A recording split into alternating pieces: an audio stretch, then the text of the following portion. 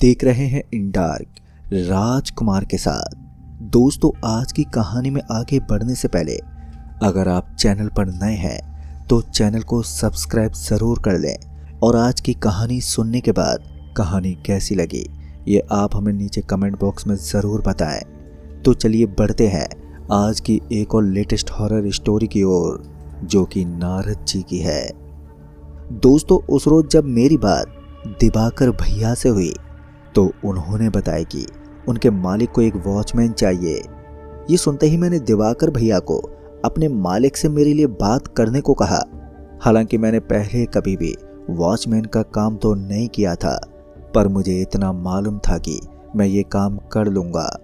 फिर 2 दिन के बाद जब दिवाकर भैया का कॉल आया तो उन्होंने मुझे बताया कि उन्होंने मालिक से बात कर ली है और मुझे कल ही उनकी कोठी पर मिलने के लिए बुलाया है।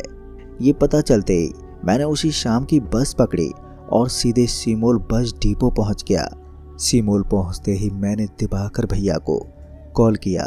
फिर जब उनसे फ़ोन पर बात हुई तो उन्होंने मुझे रास्ता समझाते हुए चांदी चौक से आलोक स्वीट भंडार वाले रोड से सीधे अंदर आने को कहा। दिवाकर भैया से बात करने के बाद और रास्ता समझने के बाद मैं सीमोल बस डिपो से पहुंचा चांदी चौक, और फिर चांदी चौक से मैंने आलोक स्वीट भंडार वाला रोड ले लिया और आगे बढ़ता चला गया। करीबन 5 मिनट चलने के बाद अब मुझे एहसास हुआ कि अब उस रास्ते पर कोई चहल पहल नहीं है और आगे का रास्ता घने पेड़ों झुंड के बीच से गुजर रहा है। सूरज तो कब का ढल चुका था। ऐसे में जो थोड़ी बहुत रोशनी थी अब वो भी इन पेड़ों के चलते अंधेरे में समा गई थी। खैर, मैंने अपने कदम नहीं रोके और मैं आगे ही बढ़ता चला गया। साथ ही कुछ और आगे जाने के बाद मैं एक जगह अचानक ही रुक गया, क्योंकि रोड के दाईं ओर मुझे एक पेड़ की टहनी पर लालटेन लटकी हुई नजर आई और उस लालटेन के ठीक नीचे उसी पेड़ पर एक टूटा हुआ आईना लटका हुआ था।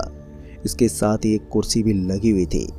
अभी मैं उत्सुकता के चलते उस ओर ही देख रहा था कि तभी किसी ने उस ओर से मुझे आवाज़ देते हुए बोला, अरे बाबू, दाढ़ी कटवाना है क्या?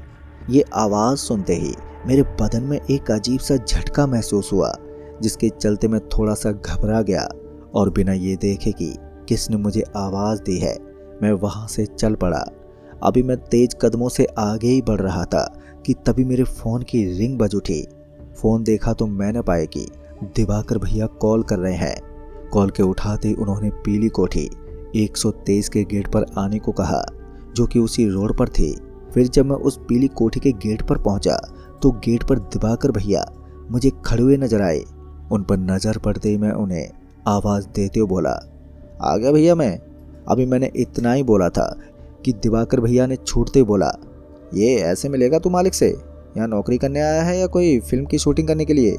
दरअसल उनका गुस्सा होना भी जायज़ था, क्योंकि मेरी बड़ी हुई दाढ़ी और बाल से तो कोई भी कह सकता था कि मैं कोई लोफड़ हूँ।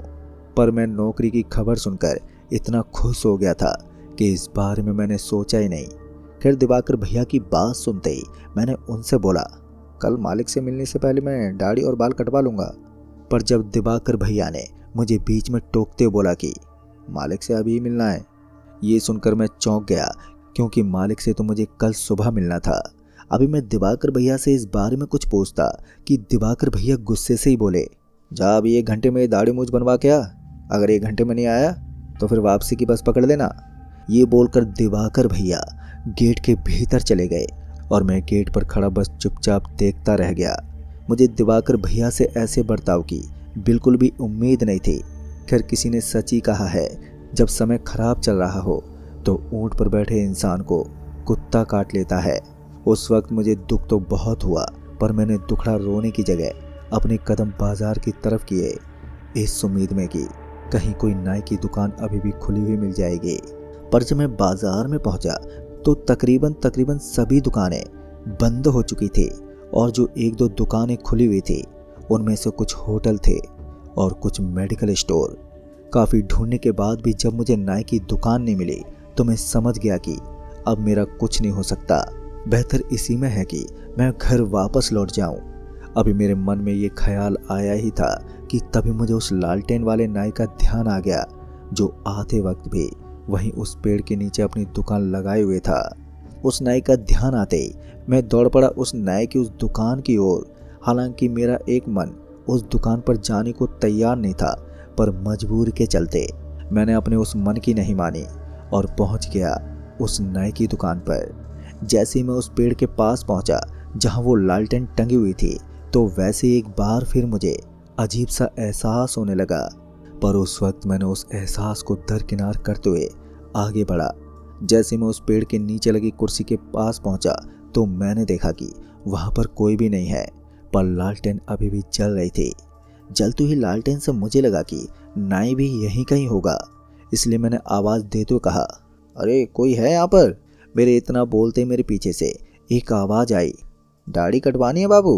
वो आवाज़ सुनते ही मैं एकदम से पीछे पलटा और जब मेरी नज़र उस आदमी पर पड़ी तो मैंने पाई कि वो एक हट्टा कट्टा नौजवान है, पर इसके बावजूद उसका पहनावा किसी बूढ़े आदमी की तरह था।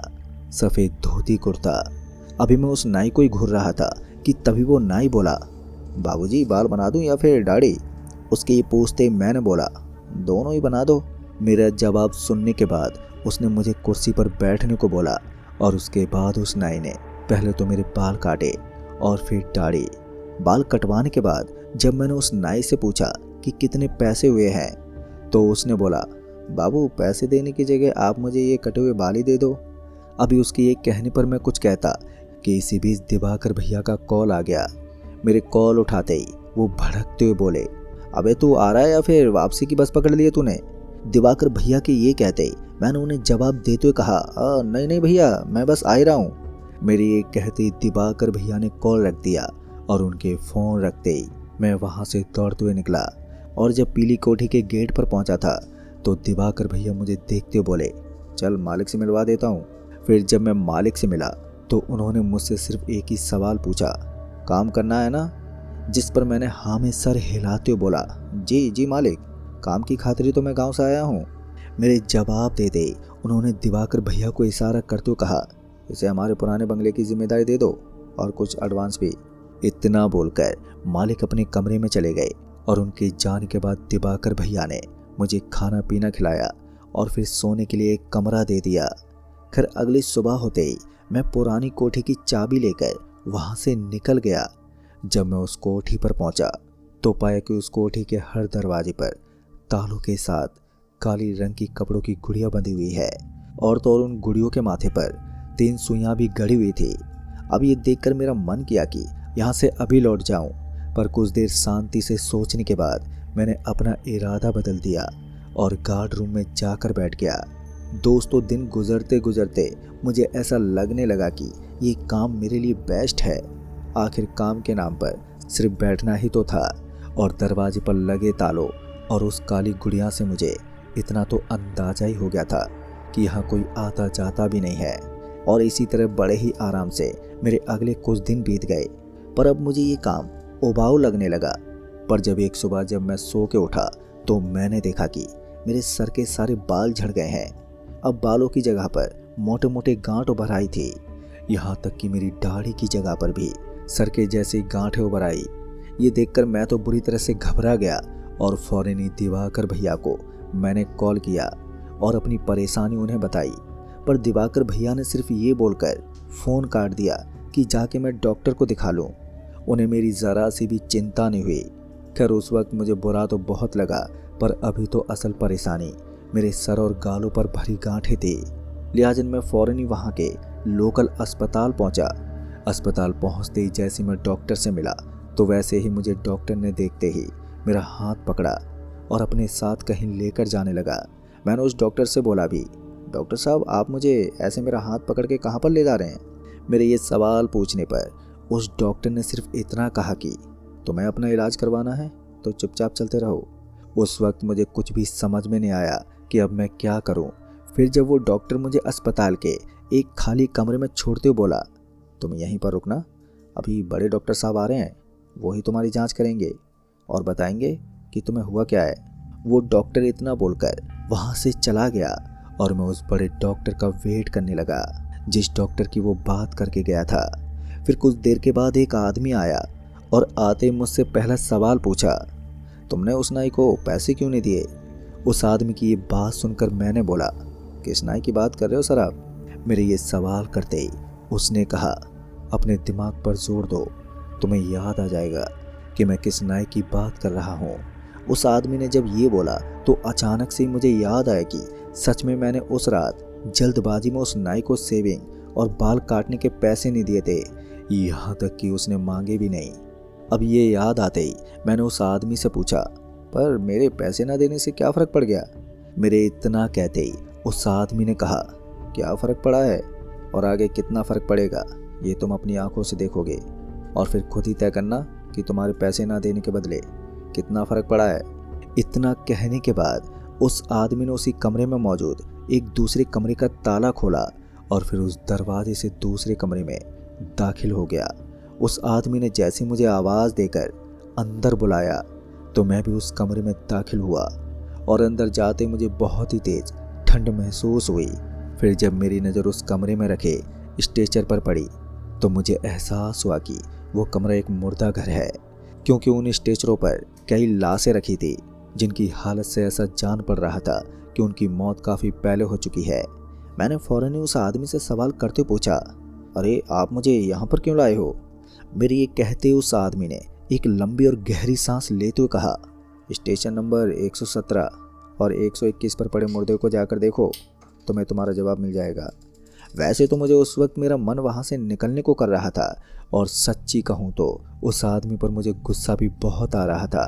आता भी क्यों ना, मैं अपने सर और गालों पर भरी गांठों के इलाज के लिए यहाँ पर आया था, पर मेरी जांच करने की बजाय ये आदमी जो शायद डॉक्टर ही था उसने मुझे मुर्दों के बीच लाकर खड़ा कर रखा था। फिर जब मैंने यही मन की बात को जुबान पर लाने की कोशिश की तो वो आदमी मेरे कुछ कहने से पहले ना जाने कैसे मेरे मन की बात भाप गया। इसलिए उसने मेरे मुंह खोलने से पहले ही उस स्ट्रेचर पर रखे मुर्दे की ओर इशारा करते हुए बोला, जाने से पहले उस मुर्दे को एक बार देख जरूर लो, फिर भले ही चले जाना। उस आदमी के दोबारा जोर देने पर मैं थोड़ा सोचने के बाद उस स्ट्रेचर की ओर बढ़ा और जब उस स्ट्रेचर के पास पहुंचा उस मुर्दे को देखने के लिए और जैसे मैंने उस पर रखी वो सफ़ेद चादर हटाई तो वैसे ही मेरी चीख निकल गई और मैंने अपने पैरों का संतुलन खो दिया, जिसके कारण मैं बहुत ही बुरी तरह से वहीं फर्श पर गिर पड़ा। दरअसल मेरी चीखने की वजह उस स्ट्रेचर पर रखा वो कुरूप यानी कि घिनौनी डेड बॉडी थी, जिसका सर किसी गुब्बारे की तरफ फूला हुआ था, जिस पर बड़ी बड़ी गांठें उभरी हुई थी और बाकी का भाग इतना सूखा हुआ था कि किसी जली हुई लकड़ी की तरह दिखाई दे रहा था। यहाँ तक कि उस मुर्दे की पलकें अभी भी झपक रही थी, जिसके चलते डर के मारे मेरी चीख निकल गई और मैं नीचे गिर पड़ा। खैर गिरने के फौरन बाद ही मैं वहाँ से उठा और वहाँ से तुरंत ही भागा और सीधे अपने ठिकाने पर पहुँचा। हालांकि मैं अभी भी डरा हुआ था। फिर करीबन घंटे 2 घंटे बाद जब मैं नॉर्मल हुआ तो मैंने दिवाकर भैया को कॉल किया ये बताने के लिए कि अस्पताल में मेरे साथ क्या हुआ था, पर दिवाकर भैया को कई बार कॉल करने के बाद भी उन्होंने कॉल ही नहीं उठाया, जिसके बाद मैं चुपचाप अपने गार्ड रूम में बैठ गया और सोचने लगा कि आखिर अस्पताल वाला वो आदमी मुझे वो मुर्दा घर दिखाकर क्या समझाना चाहता था। अभी मैं मन ही मन अपने सवालों को सुलझाने की कोशिश ही कर रहा था कि तभी किसी ने मुझे आवाज़ देते हुए कहा, अरे भैया ज़रा बाहर आइए। ये सुनते ही मैं अपने गार्ड रूम से बाहर निकला और जब मेन गेट की तरफ देखा तो मुझे एक दुबला पतला लड़का गेट के पास खड़ा हुआ नजर आया। उस पर नज़र पड़ते ही जब मैंने उससे पूछा कि तुम कौन हो तो उस लड़के ने अपना नाम बताते हुए बोला, मेरा नाम निर्मल है। अच्छा हुआ आपने उस डॉक्टर की पूरी बात नहीं सुनी, नहीं तो आप भी उनके झांसे में आ जाते। अभी वो लड़का मुझे उस डॉक्टर के बारे में ही बता रहा था कि मैंने उस लड़के से पूछा, तुम यहाँ पर कैसे आए? मैंने तो किसी को अपना एड्रेस नहीं बताया था। दरअसल मुझे शक था कि ये लड़का उसी डॉक्टर का भेजा हुआ ना हो, कहीं ये मेरा पीछा करता हुआ तो यहाँ पर नहीं आ गया। फिर जब उस लड़के ने मेरे सवाल का जवाब दिया तो उसने बताया कि मैं उसी अस्पताल में काम करता हूँ और जब आपको उस रूम में ले जाया जा रहा था तो मैं वहीं उस लॉबी में ही था। फिर जब मैंने डॉक्टर प्रमोद को उस कमरे में जाते देखा तो मैं समझ गया कि आखिर मामला क्या है, जिसके बाद मैं अस्पताल के बाहर आपके आने का इंतज़ार करने लगा। पर जब आप भागते हुए अस्पताल से बाहर निकले तो मैं समझ गया कि आपने डॉक्टर प्रमोद की नहीं सुनी है और इसीलिए आपकी मदद के लिए मैं आपके पीछे पीछे यहाँ तक चला आया। अब ये जानने के बाद मैंने उस लड़के से अगला सवाल करते हुए पूछा, तुम मेरी मदद किस तरह से कर सकते हो? तो उसने मुझे जवाब देते हुए बोला, भैया मैं शाम को आऊँगा ड्यूटी ख़त्म करके, फिर आपको आपकी इस बीमारी का कारण भी बता दूंगा और ये भी बता दूंगा कि ये सब कैसे ठीक होगा। इतना बोलकर वो लड़का वहाँ से चला गया और मैं उसके जाने के बाद ये सोचने लगा कि मुझे उस लड़के की बातों पर विश्वास करना चाहिए कि नहीं, क्योंकि वो लड़का भी तो उसी अस्पताल में काम करता था। क्या मालूम उस लड़के को उसी डॉक्टर ने मेरे पीछे लगाया हो। खैर अभी सवाल तो कई थे, पर सबसे अहम सवाल ये था कि मुझे हुआ क्या था और उस नाई का मेरी इस बीमारी से क्या कनेक्शन था। फिर जब शाम के 7 बजे तो वो लड़का अपने कहे अनुसार जब शाम को दोबारा आया तो वो आते ही मुझे अपने साथ चलने को बोला, जिस पर मैं थोड़ा हिचकिचाया और उससे बोला, देखो तुम्हें जो कुछ बताना है यहीं पर बताओ, मैं तुम्हारे साथ कहीं नहीं जाने वाला। अब मेरा ये जवाब सुनते ही वो लड़का बोला, देखो भैया अभी आपके पास ज़्यादा समय नहीं बचा है, जल्दी आपके सर की गांठें लाल पड़ने लगेंगी और फिर दर्द का एक ऐसा सिलसिला शुरू होगा जिससे आप कभी निकल नहीं पाओगे। इससे पहले आपकी हालत कंट्रोल से बाहर हो जाए, आप मेरे साथ चलिए ताकि आप इस मुसीबत से बाहर निकल जाएं। दोस्तों वो लड़का जिस तरह से मुझे आने वाले वक्त की गंभीरता को समझाने की कोशिश कर रहा था, उससे मुझे इतना तो अंदाजा हो गया था कि वो उस डॉक्टर का भेजा हुआ आदमी नहीं है। वहीं दूसरी तरफ मेरे सिर और चेहरे पर उभरी गांठें भी अब बढ़ती होती हुई दिखाई दे रही थी। ऐसे में मैंने उस लड़के की बात मान ली। मेरे राजी होते ही मैं उस लड़के के साथ निकल गया।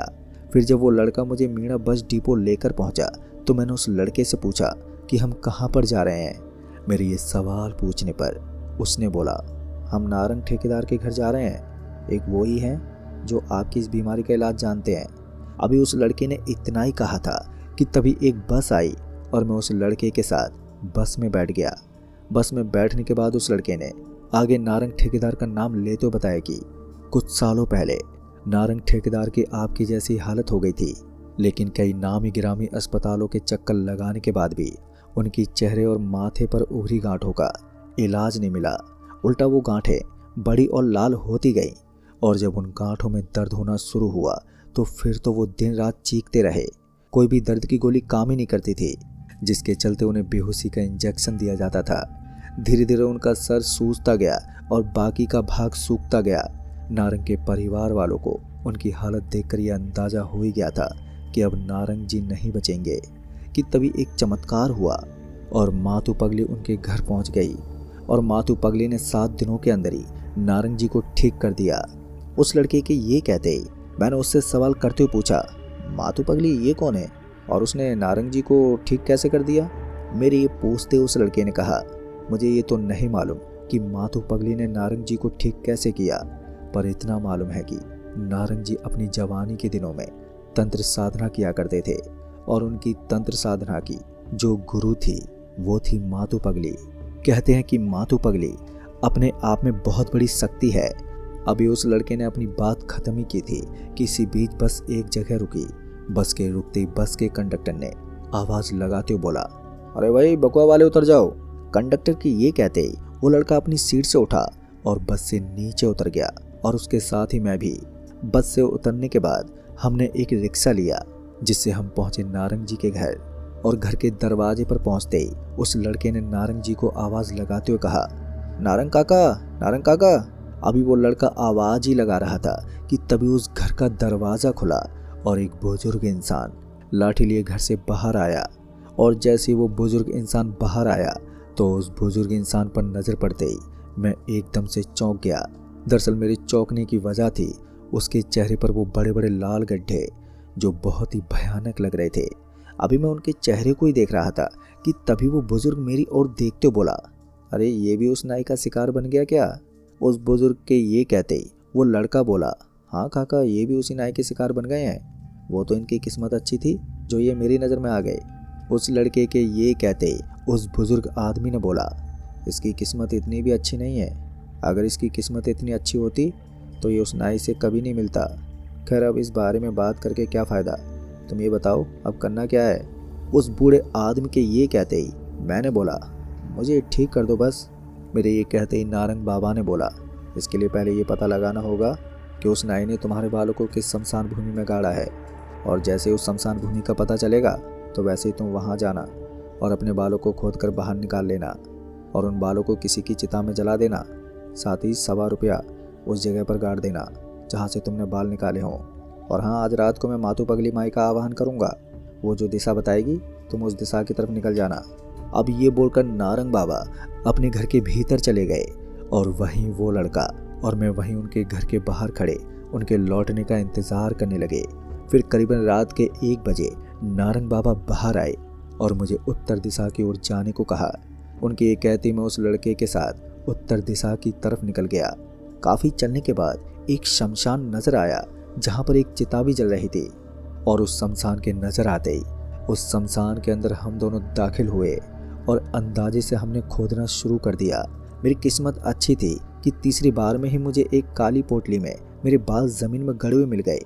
बाल मिलते ही मैंने ठीक वैसा किया जैसा कि नारंग बाबा ने बताया था। पहले तो मैंने उन बालों को उस जलती हुई चिता में फेंक दिया और फिर ₹1.25 उसी गड्ढे में गाड़ दिया जिस गड्ढे से मैंने अपने बाल निकाले थे। अपने काम को अंजाम देने के बाद मैं उस लड़के के साथ उसके घर पर चला गया। फिर अगली सुबह जब मैं उठा तो मेरे सर और चेहरे पर उभरी हुई गांठें पूरी तरह से ठीक हो चुकी थी। अब ये देखकर मैं बहुत ही ज़्यादा खुश हुआ और उस लड़के को भी मैंने दिल से धन्यवाद दिया जिसने मेरी इतनी मदद की थी। खैर मैं तो उस नाई का शिकार होते होते बच गया, पर अब सवाल ये था कि आखिर वो नाई है कौन और वो ऐसा टोटका लोगों के साथ क्यों कर रहा है, और साथ ही वो डॉक्टर प्रमोद उस नाई के शिकार हुए लोगों के साथ क्या करता है। ये सब सवाल आज भी मेरे जहन में बसे हुए हैं। तो दोस्तों इस कहानी में बस इतना ही। तो चलिए बढ़ते हैं आज की वीडियो में एक और लेटेस्ट हॉरर स्टोरी की ओर, जो कि एक लोको पायलट की है। दोस्तों ये घटना मेरी खुद की आप बीती है और ये घटना उस रात की है जब मुझे लगा कि मैं दुनिया का सबसे अकेला इंसान हूँ। ऐसा मैं इसलिए बोल रहा हूँ क्योंकि जहाँ पर मैं काम करता था वहाँ पर पटरियाँ तो थी लेकिन आगे की कोई मंजिल नहीं थी। वो एक ऐसा रास्ता था जो सिर्फ भयानक और डरावनापन का एहसास करवाता था, और इसी डरावनेपन की वजह से मेरे साथ जो घटना घटी उसने तो मेरे अंदर तक की आत्मा को हिला कर रख दिया था। तो दोस्तों क्या है मेरी ये डरावनी घटना और आखिर मेरे साथ क्या हुआ था, ये जानने के लिए वीडियो में अंत तक बने रहिए। नमस्कार दोस्तों, मेरा नाम दीपक है और मैंने इस काम में 27 साल दिए हैं। दोस्तों मैं पेशे से एक लोको पायलट था। सैकड़ों रातें मैंने केबिन में बिताई थी।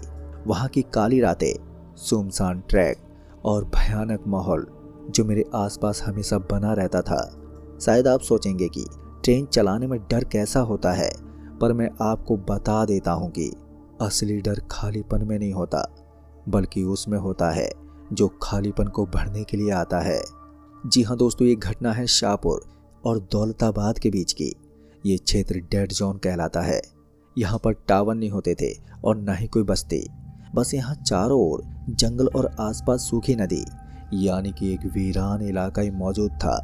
और ये क्षेत्र मेरी डरावनी कहानी का घर है, खासकर वो अमावस्या की रात के 2:15 बज रहे थे जब मैं मेल एक्सप्रेस खींच रहा था। बाहर बहुत घना अंधेरा था और कोहरा बिछा हुआ था।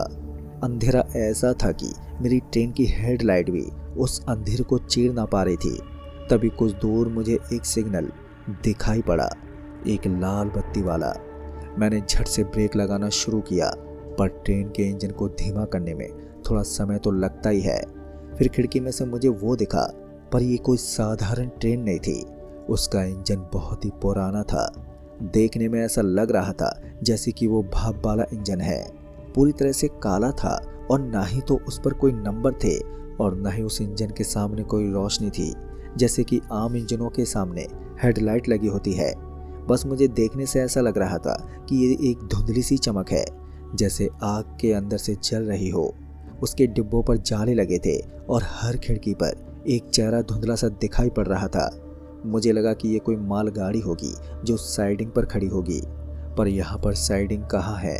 और वो ट्रेन पटरी पर नहीं थी, बल्कि वो ट्रैक के एकदम बगल में जमीन से 1 फीट ऊपर हवा में तैरती हुई आ रही थी। उसकी आवाज़ कोई हॉर्न नहीं, बल्कि बस एक धीमी और लंबी भयानक चीख थी, जैसे कि किसी धातु को घिसा जा रहा हो। उस ट्रेन को इस तरह से आगे बढ़ता हुआ देखकर मैंने अपने सहायक रमेश को हिलाया और बोला, रमेश देखो तो सही वो क्या है। मेरी आवाज़ सुनते ही रमेश भी नींद से जाग गया और आंखें मलता हुआ उठा और बोला, क्या बात है सर, सिग्नल हरा हो गया क्या? तभी मैंने देखा कि मेरा सिग्नल जो 1 सेकंड पहले लाल था अब वो हरा हो चुका था और वो भूतिया ट्रेन अब वहाँ से चली गई थी, जैसे कि वो वहाँ पर थी नहीं।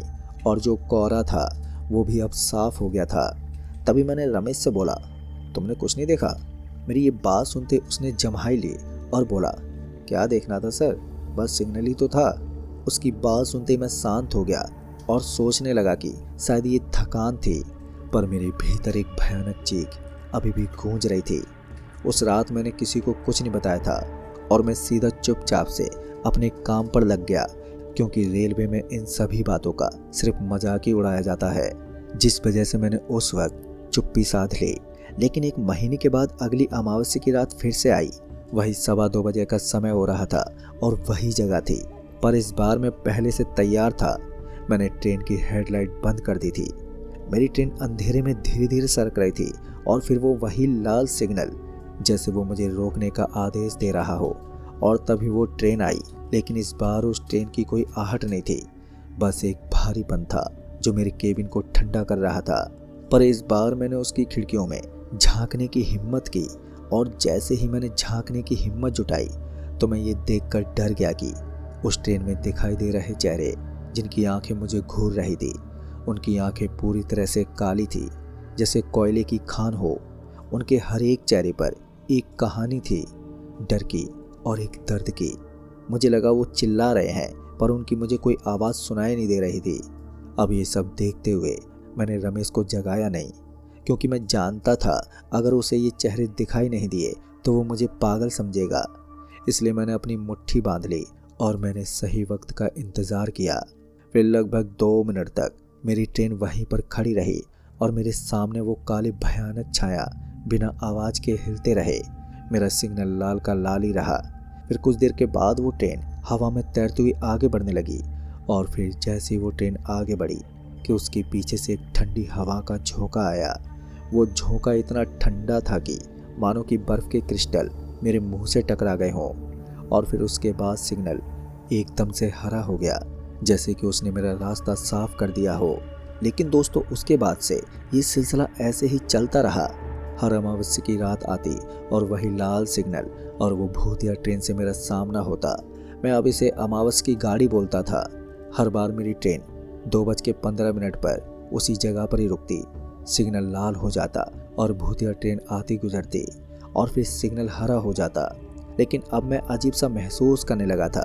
ये एक भयानक रूटीन बन गया था, क्योंकि ये सिर्फ एक भूत नहीं था, बल्कि ये मेरी ड्यूटी का हिस्सा बन गया था। मानो रेलवे ने मुझे ये एक गुप्त काम सौंप दिया हो कि मैं इस भूतिया ट्रेन को पास होने दूं। फिर एक बार मैंने अपनी सीनियर मिश्रा जी से इशारों में बात की, सर कभी कभी सिग्नल बेवजह लाल हो जाता है, पर उसके बाद ट्रैक एकदम खाली मिलता है। मेरे ये कहते ही मिश्रा जी ने मेरी ओर एक बार के लिए देखा तो मैंने पाया कि उनकी आंखों में एक थकान थी और उन्हीं थकान भरी आंखों से मुझे जवाब देते हुए बोले, दीपक, कुछ सिग्नल ऐसे होते हैं जो हमारे लिए नहीं होते, वो किसी और के लिए होते हैं। जब मैंने उनके मुंह से ये बात सुनी तो मैं चौंकते हुए बोला, क्या कुछ सिग्नल किसी और के लिए होते हैं? मैं कुछ समझा नहीं आपकी बात। तभी उन्होंने एक गहरी सांस ली और फिर उन्होंने बताया कि दीपक, एक बार बहुत साल पहले इसी ट्रैक पर एक ड्राइवर ने अपनी ट्रेन नहीं रोकी थी।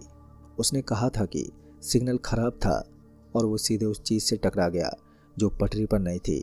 ट्रेन का तो कुछ नहीं हुआ, पर ड्राइवर और उसका चेहरा डर से पत्थर का हो गया था। आखिर वो क्या चीज़ थी ये कोई नहीं जानता, लेकिन रेलवे के रिकॉर्ड में वो एक अज्ञात वस्तु है। पर स्थानीय लोग इसे शिकारी इंजन कहते हैं कि ये आत्माओं को ले जाने वाला इंजन है और इसे गुजर देना ही बेहतर है। अब मिश्रा जी की बात सुनकर मेरे रोंगटे खड़े हो गए थे। मैं समझ गया था कि कोई मुझे जानबूझकर रोक रहा है। फिर अगली अमावस्या की रात मैंने एक भयानक फैसला लिया कि अब मैं नहीं रुकूंगा। मैं डरा हुआ तो था, पर मेरी 27 साल की वफादारी मुझ पर हावी हो रही थी। मैंने सोचा कि मैं आखिर क्यों इस भूतिया ट्रेन के लिए रुकूं। मैंने पहले से ही अपनी ट्रेन की जो गति थी वो बढ़ा दी थी, 100 किलोमीटर प्रति घंटा। फिर 2:15 हुए। इस ट्रैक पर वही लाल सिग्नल, पर इस बार वो ज़्यादा गहरा और ज़्यादा भयानक लग रहा था। और वो जो भूतिया ट्रेन थी वो फिर से आ गई थी। इतनी जल्दी आई थी वो कि मुझे ब्रेक लगाने का भी मौका ना मिला। वो भाप वाली ट्रेन अब मेरे सामने खड़ी थी, वो भी हवा में तैरती हुई। लेकिन इस बार मैंने एक दरवाजे के खुलने की आवाज़ सुनी थी, जिसे सुनते मैंने अपनी आंखें बंद कर ली और हॉर्न बजाना शुरू कर दिया। और हॉर्न देते हुए मेरी ट्रेन उस भूतिया ट्रेन की ओर बढ़ी और फिर कुछ देर के बाद मेरी ट्रेन उसके आर पार हो गई। दोस्तों, मुझे लगा जैसे मैं ठंडे पानी के एक बादल से गुजरा हूँ। सेकंड के लिए भी मुझे अपनी ट्रेन की गति महसूस ही नहीं हुई। और फिर मेरी हेडलाइट फिर से ट्रैक पर थी। सिग्नल भी अब हरा हो चुका था और मैंने देखा कि अब सब कुछ सामान्य है। पर मेरे केबिन में अब एक नई गंध थी। वो गंध ऐसी लग रही थी जैसे कि वो जली हुई लकड़ी और पुराने लोहे की गंध हो। और मेरा जो सहायक था रमेश, उसकी जो सीट थी अब वो खाली थी। रमेश को उसकी जगह पर ना देखकर मैंने एक जोर की आवाज़ दी, अरे रमेश, तुम कहाँ पर हो? लेकिन रमेश का मुझे कोई जवाब ही नहीं मिला। तभी मैंने घबराते हुए केबिन का दरवाज़ा देखा तो मैंने पाया कि अब वो बंद है। मैंने अपनी ट्रेन तुरंत ही रोक दी और केबिन का दरवाज़ा खोला तो रमेश वहाँ पर कहीं नहीं था। मैंने ट्रेन के इंजन को और डिब्बों को ध्यान से देखा तो मैंने पाया कि सब कुछ सामान्य है। फिर जब रमेश मुझे कहीं नहीं दिखा तो मैंने अगले स्टेशन पर इस घटना की रिपोर्ट दी, रमेश की गुमशुदगी की, जिसमें रेलवे ने पूरी जांच पड़ताल की। पर रमेश का कोई नामो निशान ना मिला। ऐसा लग रहा था जैसे कि वो हवा में घुल गया हो। लेकिन सबसे दुख वाली बात ये थी कि रेलवे विभाग ने सिर्फ एक दुर्घटना मान लिया था इसे, ये कहकर कि शायद इंजन का दरवाज़ा खुला रह गया होगा और वो कहीं पर गिर गया होगा। पर दोस्तों, मैं जानता हूँ कि मैंने आखिरी बार जो देखा था वो था रमेश का जैकेट जो सीट पर पड़ा हुआ था। उस पर कुछ नहीं, सिर्फ काली और सूखी राख लगी हुई थी। पर फिर वो अमावस की काली रात एक बार फिर से आई, जिसे देखकर मुझे डर लग रहा था। उस वक्त मुझे ड्यूटी तो करनी ही थी और वही जगह थी। समय भी 2:15 का हो रहा था और सामने जो सिग्नल था वो फिर से लाल था। फिर इसके बाद वो भूतिया ट्रेन एकदम से प्रकट हुआ, पर इस बार वो मेरे सामने नहीं रुका, वो धीरे धीरे मेरे बगल से गुजर गया। मैं जानता था कि मुझे क्या देखना है। मैंने हिम्मत करके उसकी एक खिड़की में झांक कर देखा, जहां पर मुझे एक चेहरा साफ साफ दिखाई दे रहा था। वो चेहरा रमेश का था जो मुझे देख रहा था। उसकी आंखें अभी भी खाली थी, पर उनमें एक भयानक शांति थी। उसने अपना हाथ उठाया और एक उंगली से मुझे अंदर आने का इशारा किया। उसके बगल में एक जगह और भी खाली थी, शायद वो मुझे वहीं पर बैठने का इशारा कर रहा था। फिर मुझे समझ में आया कि जब मैं रुका नहीं तो इंजन ने किसी और को ले लिया और वो मुझे अगले महीने ले जाने के लिए उस खाली सीट को भर रहा था। हर अमावस्या को मैं वहाँ पर रुकता हूँ, सिग्नल लाल हो जाता है और वो ट्रेन आती है, मुझे देखती है और वो वहाँ से चली जाती है। और जब मेरा सिग्नल हरा हो जाता है तो मैं वहाँ से निकल जाता हूँ। पर अब मुझे मालूम है कि हर महीने उस भूतिया ट्रेन में एक और चेहरा जुड़ जाता है और एक दिन जब वो मेरे पास से गुजरेगी तो उसके पास मेरे लिए कोई खाली सीट नहीं होगी। मुझे देखने से ऐसा लगता है कि वो खाली सीट सिर्फ मेरी ही प्रतीक्षा कर रही है। पर मैं अब समझ गया हूँ कि मुझे उससे सावधान रहना होगा। तो दोस्तों, इस कहानी में बस इतना ही। कहानी आपको पसंद आई हो तो वीडियो को लाइक शेयर कमेंट ज़रूर कर दें। तो मैं आपका दोस्त राजकुमार जल्द ही मिलूँगा ऐसी एक और डरावनी भूतिया कहानी के साथ। तब तक के लिए बाय एंड टेक केयर।